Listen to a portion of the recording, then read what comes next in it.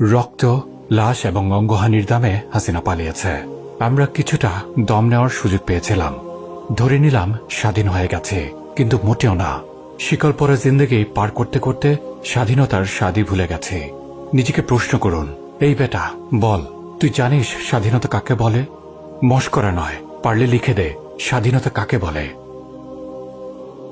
নিজের সন্তানের মুখের দিকে তাকান আর প্রশ্ন করুন, আমাদের সন্তানের জন্য স্বাধীনতা কেমন?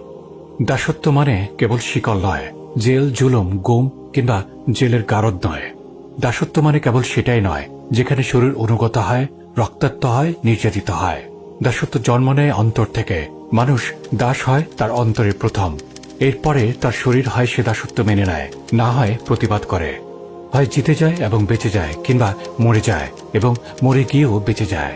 এত কথা, উপদেশ, নসিহা, video, reels, post, share, like, comment সবই আসলে অর্থহীন হয়ে যাবে যদি না আপনি আগে সুরাহা করেন আপনার অন্তর কার দাস। দল, প্রতীক, শীষ, জুতা, মোজা, কলম, চেয়ার, হাবিজাবি, লাউ, কদু, সংবিধান, গণতন্ত্র, সংসদ, সভা, আইন, প্রশাসন, চেতনা, আদর্শ, মাই ফুট। যে বিধান লিখেছে এমন একজন যে 2 বার মূত্রনালী দিয়ে বের হয়েছে। যে বিধান লিখেছে এমন একজন যে মরে গেলে পচে যায়, গলে যায়, গন্ধ হয়ে যায়। তার লেখা সে বিধান আমার পায়ের নিচে। তাকেই দেখুন, সবাই তার নেতা, দল, আদর্শ, প্রতীক, ব্যানার, ফেস্টুন নিয়ে রেডি আছে। তাদের প্রভুও আছে হরেক রঙের, সাদা কিংবা বাদামি। আর আপনার নেতাকে, দলকে, আদর্শকে, প্রতীককে, আপনার প্রভুকে তাকিয়ে দেখুন। জুলাইয়ের হায়নারা আজ আর মোড়া ভাঙছে, তাদের হিংস্র হাসি বের হয়ে আসছে।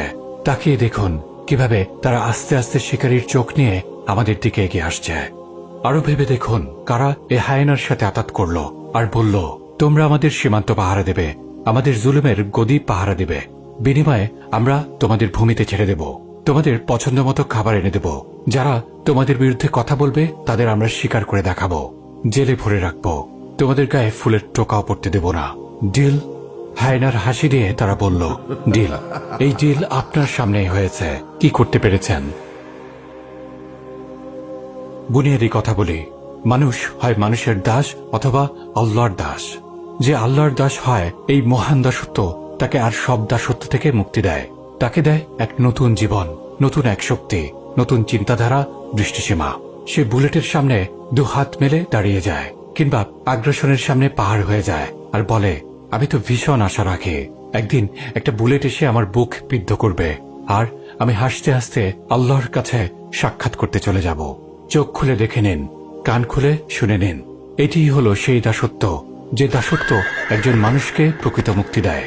দুনিয়ার কোনো ভয়, ডর, শক্তি, সম্পদ তাকে টলাতে পারে না, কিনে নিতে পারে না, দমাতে পারে না, নত করতে পারে না। অপরদিকে আরেক রকম দাসত্ব আছে, যে দাসত্ব স্বার্থের সাথে সাথে পরিবর্তন হয়। তার প্রভু ঋতু পরিবর্তনের মতো পরিবর্তন হতে থাকে।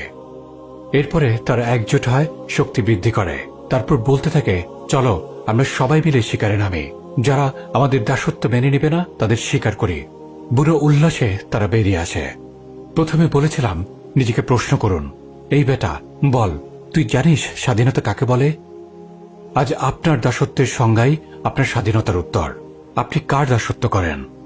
বলেছি, লিখেছি, চিৎকার করেছে। হয়তো একদিন রক্তে রঞ্জিত হয়ে যাওয়া পিচ ঢালা রাস্তা, কিংবা রাস্তার ধারে পড়ে থাকা লাশের উপরে হলুদ আলো দেওয়া ল্যাম্পপোস্ট বোবা চিৎকার করে বলবে, তোমরা তো যথেষ্ট সতর্কবাণী পেয়েছিলে, আজ তবে তোমাদের এই দুর্দশা কেন? তবে কিছু এমনও থাকে যারা শুনেও শুনে না, বুঝেও বুঝে না, দেখেও দেখে না। তোমরাই কি তবে তারা?